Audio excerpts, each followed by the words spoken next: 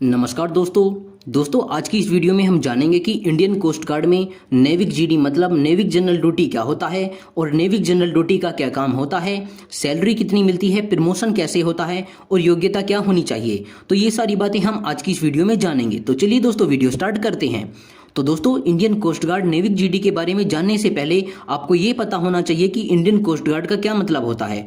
तो दोस्तों मैं आपको बता दूं कि इंडियन कोस्ट गार्ड का मतलब होता है भारतीय तटरक्षक। इंडियन कोस्ट गार्ड एक पैरामिलिट्री फोर्स है जो इंडियन नेवी के तहत आती है और रक्षा मंत्रालय के अंतर्गत काम करती है। दोस्तों ये भारतीय सैन्य बल की एक ऐसी सेना है जो भारत के समुद्री क्षेत्रों की सुरक्षा करती है।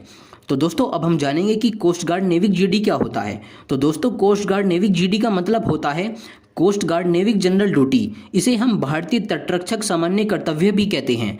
दोस्तों कोस्ट गार्ड नेविक जीडी की पोस्ट पर आपको सामान्य कर्तव्य करने होते हैं। दोस्तों अब हम जानेंगे कि कोस्ट गार्ड नेविक जीडी की पोस्ट पर आपको क्या क्या काम करना होता है। तो दोस्तों कोस्ट गार्ड नेविक जीडी की पोस्ट पर आपको समुद्र के द्वारा होने वाली तस्करी और स्मगलिंग को आपको रोकना होता है। कोस्ट गार्ड नेविक जीडी की पोस्ट पर आपको आपातकालीन की स्थिति में समुद्र में फंसे हुए मछुआरों की सहायता करनी होती है।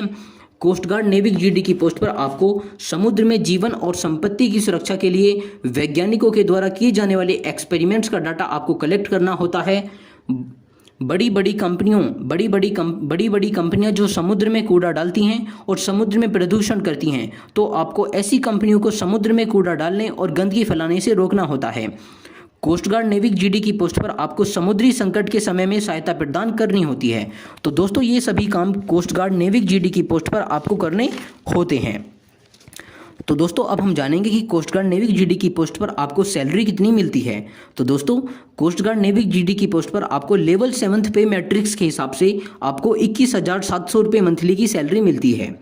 तो दोस्तों अब हम जानेंगे कि कोस्ट गार्ड नेविक जीडी की पोस्ट पर आपका प्रमोशन कैसे होता है।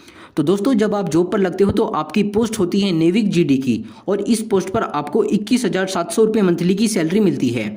और दोस्तों फिर उसके बाद में आपका प्रमोशन होता है और आपकी पोस्ट होती है प्रधान अधिकारी की और इस पोस्ट पर आपको 47,600 रुपये मंथली की सैलरी मिलती है। तो दोस्तों इस तरह से नेविक जीडी की पोस्ट से प्रधान अधिकारी की पोस्ट तक आपका प्रमोशन होता है। तो दोस्तों अब हम जानेंगे कि कोस्ट गार्ड नेविक जीडी की पोस्ट पर अप्लाई करने के लिए आपके पास में क्या योग्यता होनी चाहिए। तो दोस्तों कोस्ट गार्ड नेविक जीडी की पोस्ट पर अप्लाई करने के लिए आप 12th पास होने चाहिए मैथ और फिजिक्स से। दोस्तों अगर आपने 12th पास आउट की हुई है मैथ और फिजिक्स से तो आप कोस्ट गार्ड नेविक जीडी की पोस्ट के लिए अप्लाई कर सकते हो। और इस पोस्ट पर अप्लाई करने के लिए आपकी उम्र 18 से 22 साल के बीच में होनी चाहिए।